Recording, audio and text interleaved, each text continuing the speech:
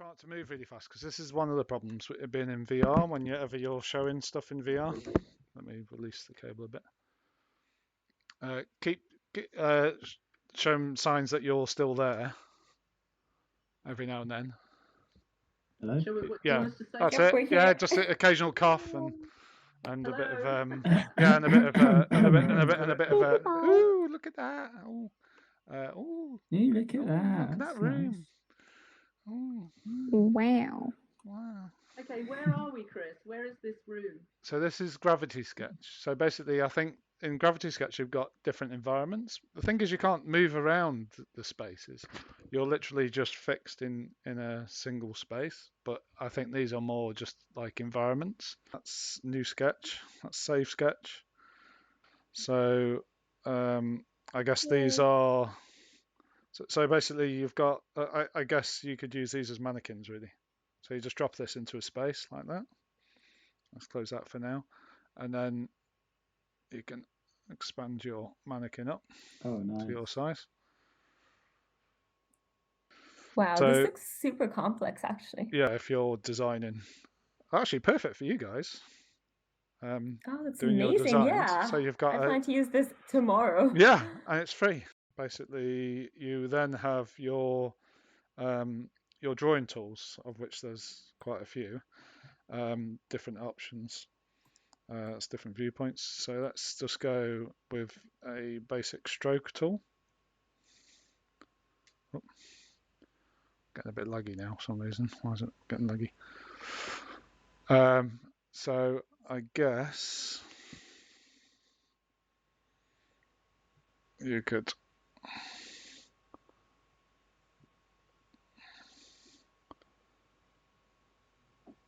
do that sort of thing. Oh, that's awesome. Wow. Yeah. Amazing, yeah. And then change the colour of it. So you're natural design. There you go. And would this be an idea? Yeah, ever thought about starting a brand, Chris? Yeah, this is it. Yeah. Could you use I'll call it Bland.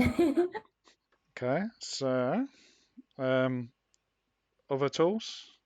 I think this is a much thinner tool, more inky. So it's kind of, you know, you got that sort of tilt brush vibe going on, right? Yeah. Wow. How are you getting it behind? I love how you can go round the stroke. Yeah. Yeah. Oh, I love it. Yeah. That's very clever. Well, this is it, because you're essentially you're drawing in 3D space, right? You're drawing them? Oh yeah, of course. 3D space. So. So Chris, can you move around it then? Yeah. So basically, there are ways to do it. I love this. So let's. You see here, you got layers. You should have like a digital fashion design competition. Yeah. How cool would that be? Exactly. Oh my goodness, it has layers. So yeah. So if you want to, so if I lock that layer, I'm assuming when I move that, I can't move it. Oh, I can. Yeah, I can move it all together now. Yeah. Because it's one layer. Oh, wow. So I could potentially, rejig that around, and then start working from the back. This one's quite a cool tool. Layer. Where's the layers? Anyone remember? There you go. New layer. Oh, it is so much like Illustrator. Yeah. Yeah, exactly. So. Oh wow. What's going on there? So I'm literally covering myself in this. Oh, is that crazy. Oh no! So basically, I've just created a different tool. This. Oh. Oh wow. So that was what I just created with that. Oh wow! That tool. This is insane. So. Yeah. And you're telling me we can export all of this? Well, yeah. I mean, we can. Let's try. Oh wow. Yeah. So let's lock those two together. Well, and you export it what as a 3D object? Make it into like a skirt, Chris. There you go. And you could print it as well. Yeah, but potentially, yeah. If you've exported it as a 3D object. So that's that tool. This one is volume tool. So it does something. Oh, it almost like Oh. draws a surface. Yeah, like almost like a solid blocky 3D object. Yeah. Wow. Wow. So I guess with any of these tools, the more you use them, the more it becomes familiar, I guess. Oh, so that's just giving me like a nice square. Thanks. So that's the go back. So if you make a mistake like that, I just did something by mistake, just hit the red button there, goes back, which is good. So all these layers are locked. So if I unlock it, let's unlock both layers. So layer 1, and you can also use this shader look to work out which layer's which, or just make that layer transparent, which is quite cool as well, isn't it? Having a transparency capability. That's really cool, yeah. So, all right, so that's pretty much going to select all that layer now, and now I can, can try it. Scaling back up.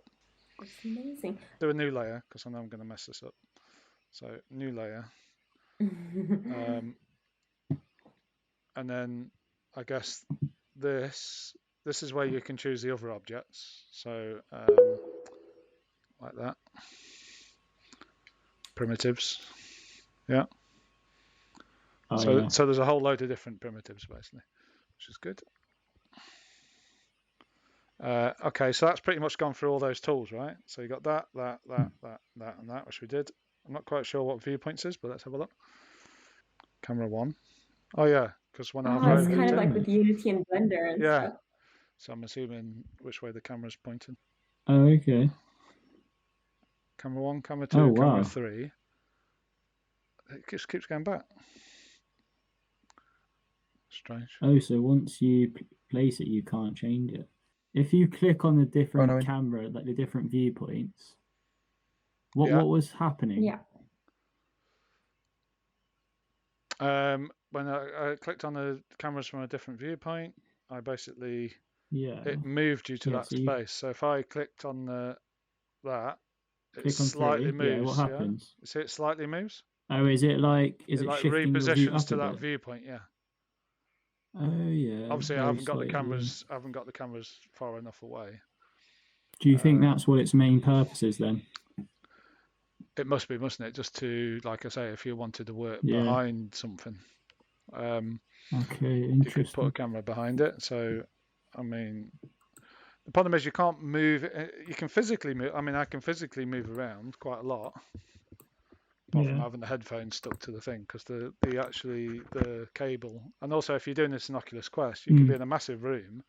You could actually potentially be in a room the size of this and walking around designing an Oculus Quest, because you're totally untethered, right? You're not connected to a laptop. You're totally free to walk around. So where were the layers again? Can't remember now. Here, wasn't it? No? Here? When you save and export that, Chris, do you just save what you've doodled, or do you save the avatar with it? Well, let's go to the export in a bit, actually, because I've just saved the mess. That's like that. That was the model. So, oh, wow. I don't know what that is. That's like a car. Oh, I see. I feel like this program is used a lot for car design. Yeah, I think it is. I think that's definitely been one of its things. So you can find yourself around it. Look at that. That's like, I don't know what that is. Oh wow, that's awesome. That's like some sort of building stations. Some sort of skin almost. Yeah, that's like some sort of skin or something, isn't it? So it's the visibility something or other. Auto. Like geometric, like set design. Yeah, I think. Oh look. Yeah. Oh look, yeah, the front. Bottom. Ah, wow. That's pretty cool, isn't it?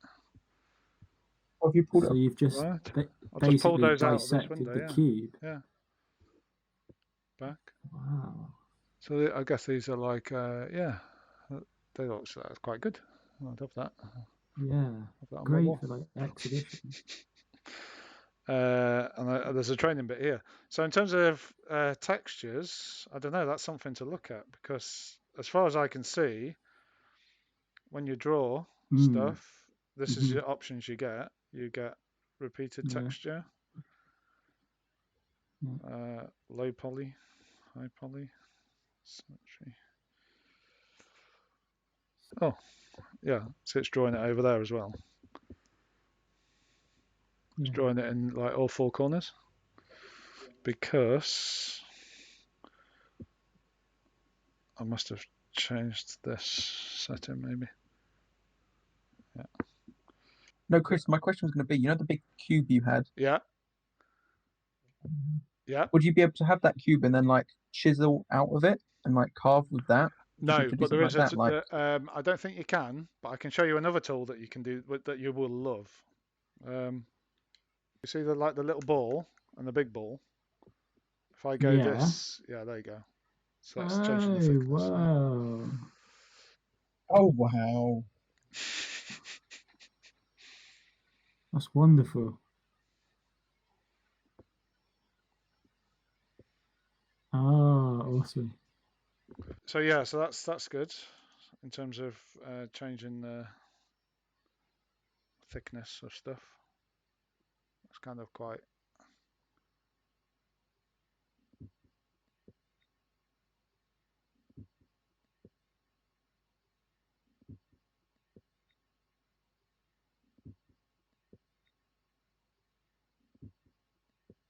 So I think, yeah, the ability to bring it right down like that is quite powerful, I guess, because then you can draw. Yeah, it's amazing. So I guess you can be working quite intensely on some detail there, and then but that can be one detail of quite a large. Well, no, because that's my area now, right? Yeah, so, quite a large set. Yeah. Oh no, yeah. So that's like going big. So you could, I guess, what you could do then is start. Yeah, you're kind of starting again in a sort of larger area. Yeah.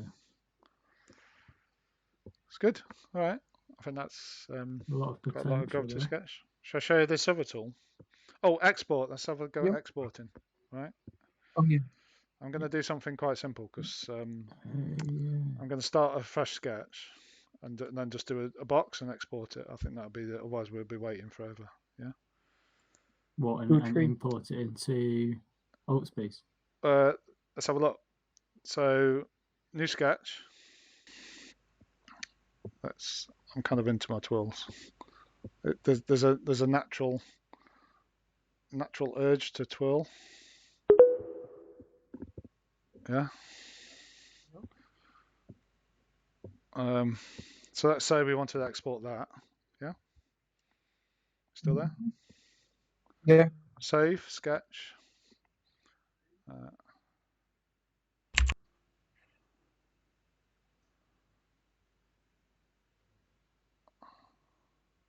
Okay, I think that's saved. And then you've got export. Okay, so it puts it in a little. Stan asked, could you 3D print in here? Yeah.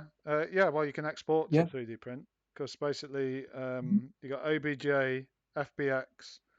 So OBJ if you wanted to print. Yeah. FBX if you want to. So we can import that into Frame now, right? We can export it as an FBX, and then run it through Blender. Save this one. Okay, so that should have exported. Where it exports, I love these. These are great, aren't they? Look at that.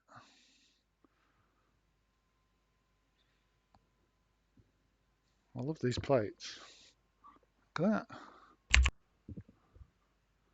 Cool, aren't they?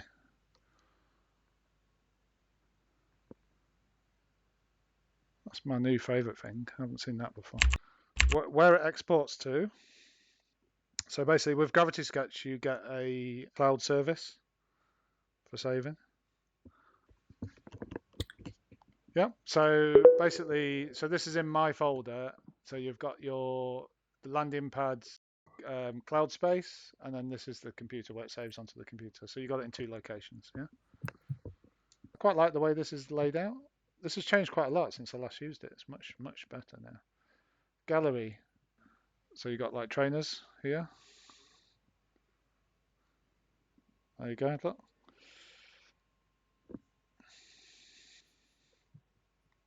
I don't know how to pull it towards me. Oh, nice. Yeah. So I think Gravity Sketch is used quite a lot for sort of trainer design. There you go, look. Oh, see, I've messed it up already. It didn't take me long, did it? I'd rock those. Yeah, all right, aren't they? Ethan, the more you use something, the more you more familiar you get. You become, yeah. When you export, you get the option to save it onto your computer or into the cloud.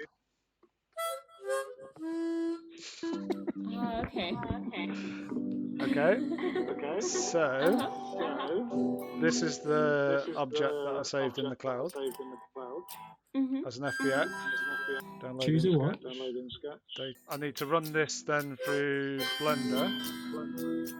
Yeah. So we can import it into Frame. Okay. So let's export this as a what's it called? A glyph.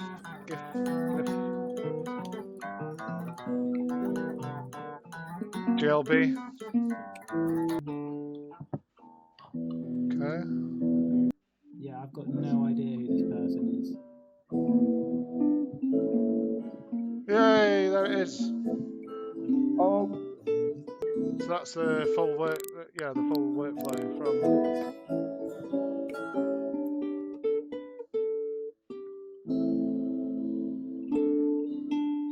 Oh, what? There's big tube. Oh wow, well done, Chris.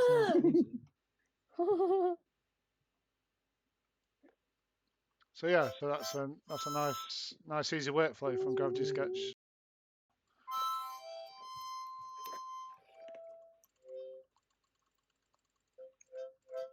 Oh, nice. Oh, yay! Yeah. Awesome.